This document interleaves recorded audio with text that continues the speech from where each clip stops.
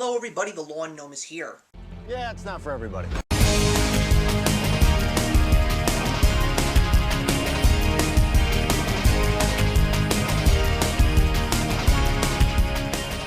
So who wants to take a guess at which movie we're going to be talking about today? If you're looking at the shirt, you probably have guessed. We are taking a look at the newest installment in the DCEU cinematic universe, Wonder Woman, directed by Patty Jenkins and starring Gal Gadot and Chris Pine. I know what everybody has to say about all of the DCEU films thus far. They are nowhere near Marvel, Batman v Superman was terrible, and Suicide Squad was even worse. But that's not how I see it. I believe that ever since Zack Snyder directed Man of Steel, bringing a brand new Superman to the cinematic world, I anticipated promise, I anticipated amazingness, and I appreciated nothing but 100% true fanboy comic book appreciation. And that's what I got with Batman v Superman, and that is what I got with Suicide Squad. So I may be one of the very few people that actually was expecting Wonder Woman to be a great movie. Sometimes it really is fantastic when you know that you're right. Patty Jenkins did a fantastic job giving us Wonder Woman, and there were so many reasons as to why this movie is fantastic. It is finally the very first origin story that we have since Superman, and quite frankly, I believe that even though Batman's story has been told so many times, which is why it wasn't featured in Batman v Superman, this is Wonder Woman's first film. And this is important for brand new people who had never read a Wonder Woman comic before or had not seen the wonderful Bruce Timm animated film Wonder Woman before. This was an origin story that needed to be told finally and told correctly. And there were great nods to the comic books. There were great nods to the animated Wonder Woman film. There are even some tiny little gestures to the Linda Carter show from the 1970s. And everybody in this movie acted and played their roles wonderfully. I thought that Gal Gadot was fantastic as Diana. She brought the naive exposing of an Amazon princess to the real man's world for the very first time, but at the same time you saw how determined, how bold, and how fearless she was, because that is exactly what Wonder Woman is. Chris Pine as Steve Trevor was fantastic, and the chemistry between those two was absolutely wonderful, although I personally would have loved to have seen Chris Pine as Green Lantern somewhere down the line. But you know what? The fact that he actually is in this universe as a crucial person in the world of Wonder Woman, it was wonderful. I know that a lot of people also say that it is a very pro-feminism movie. It's very much breaking the barriers in terms of women's directors and films starring lead female roles. But you know something? That's not what I'm going to talk about, because I didn't go into this movie feeling that way. All I wanted to see was a Wonder Woman movie done right, and that is exactly what this film is. I still have no idea how a movie like Batman v Superman gets rated so low on Rotten Tomatoes, and Wonder Woman gets ranked so high, because as far as I'm concerned, both of those movies should be in the 90s and certified fresh, because they're both wonderful. And the same goes for every movie that came out in this universe.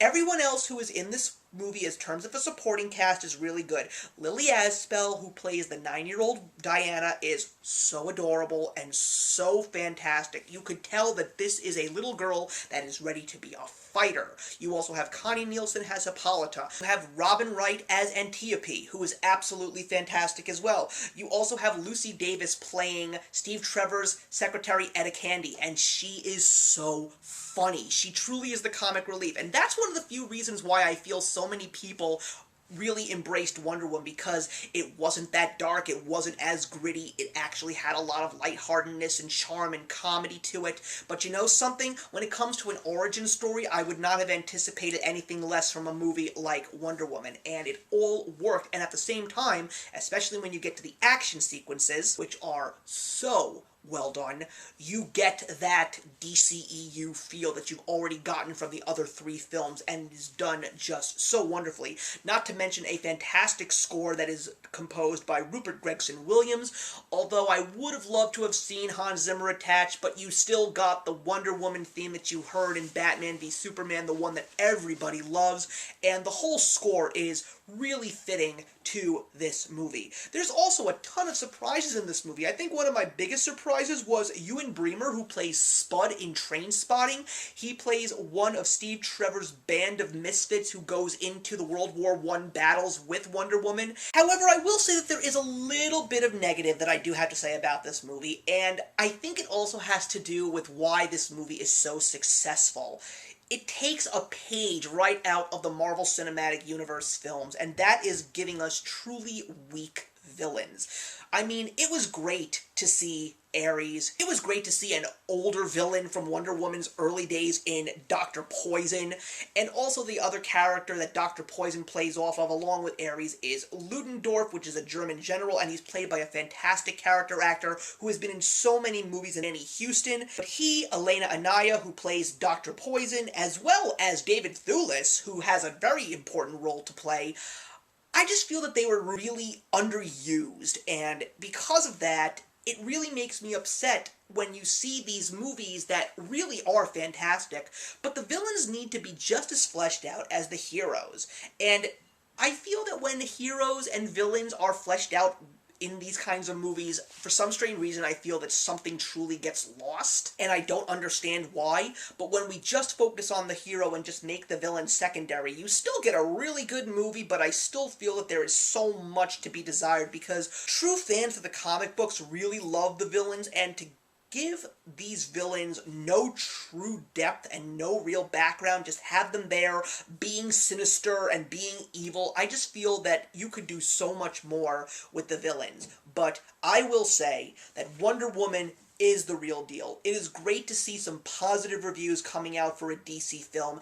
It makes me more hopeful, but still skeptical for Justice League. Is this a movie that I'm going to see numerous times? Why do I even ask that question? And the same goes for owning this movie on DVD. I will totally be buying this movie. If there is another extended edition Blu-ray, I will definitely pick up the Blu-ray because I do want the extended cut if there will be one. Wonder Woman is legit. I am looking forward to some sequels, and I am going to be giving Wonder Woman 3.5 stars out of 4. So thank you very much for watching, everybody. Put your comments in the box below, and let's discuss Wonder Woman, and I will see you in the next one.